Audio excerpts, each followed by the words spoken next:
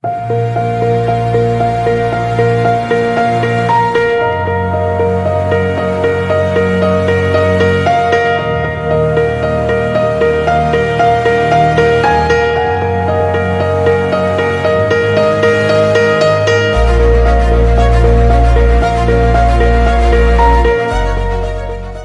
the Middle Ages, a journey to the Holy Land was never just an act of faith.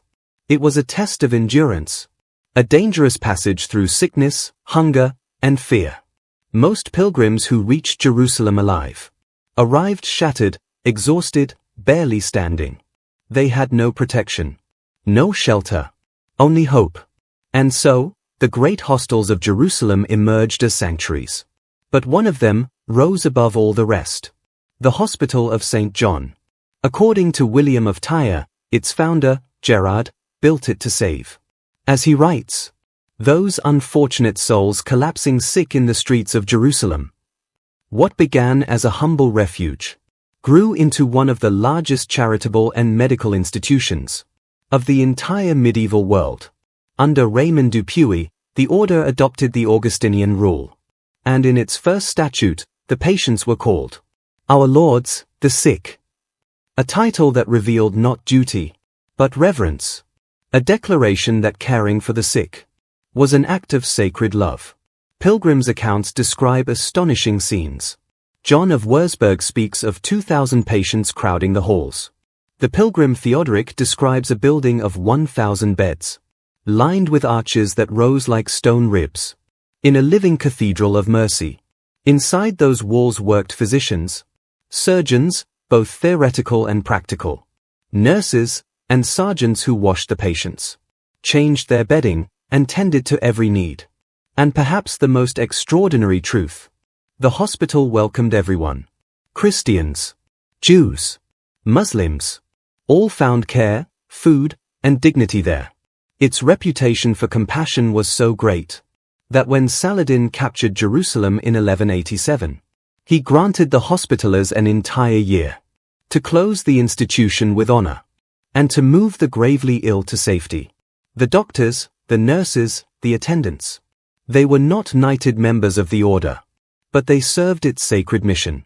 Only a part of the staff belonged to the true brotherhood, a brotherhood that would one day evolve into the Knights of St. John.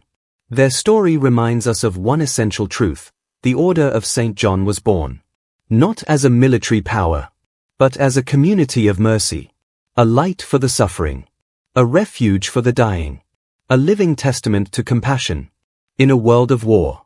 Only later, under the shadow of the Crusades, would that brotherhood take up the sword and embrace the ideals of knighthood that history remembers today. In the early 12th century, some pious and devout knights sought to dedicate their lives entirely to God. They would live in poverty, in purity, in obedience. Among the first and greatest were Hugues de Payens and Godfrey de Saint-Omer.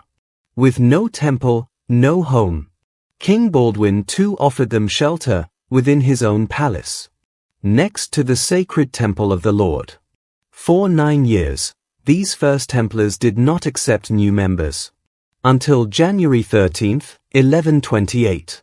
When the Council of Troyes officially recognized them as a military monastic order, under the guidance of Saint Bernard of Clairvaux, the great teacher and visionary. Bernard's letter, De Laude Novi Militiae, in praise of the new knighthood, would inspire generations. Those denied the use of the sword may still wield the pen against tyranny. Thus, the sacred war called by Pope Urban II in 1095 found its dual force in both the sword of the Templars and the words of Saint Bernard. Meanwhile, in Jerusalem, another order was rising. The Knights of St. John, healers of the sick, defenders of pilgrims. Guided by Raymond du Puy, they adopted the rule of St. Augustine and began to bear arms, balancing mercy with martial duty. The Templars and Hospitallers together formed the shield of the kings of Jerusalem. Two orders, united in purpose, one wielding the sword, the other wielding both sword and healing hand. and in the transformation of the Hospitallers. A new spiritual patron was chosen, Saint John the Baptist. A symbol not just of charity, but of the knightly anointing. His baptism was a preparation for the sacred duty of both priest and warrior. Those who joined the order became heirs to a sacred legacy. Warriors of God, champions of the pilgrims, followers of the path from penance to redemption, all while serving the sick, the weak, and the faithful. And soon, these brothers, the Knights of St. John, would rise to become one of the greatest military powers in the Holy Land. Together with the Templars, they would guard the realm of Jerusalem as the ultimate shield and the enduring symbol of faith, courage, and mercy.